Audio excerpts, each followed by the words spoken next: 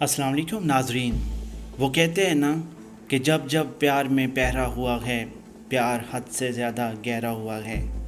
आज हम आपको ऐसी वीडियो दिखाने जा रहे हैं जिसमें रिक्शे में बैठती एक लड़की के पीछे एक पठान या एक आम लड़का कह लें, वो नंबर देने के लिए आता है।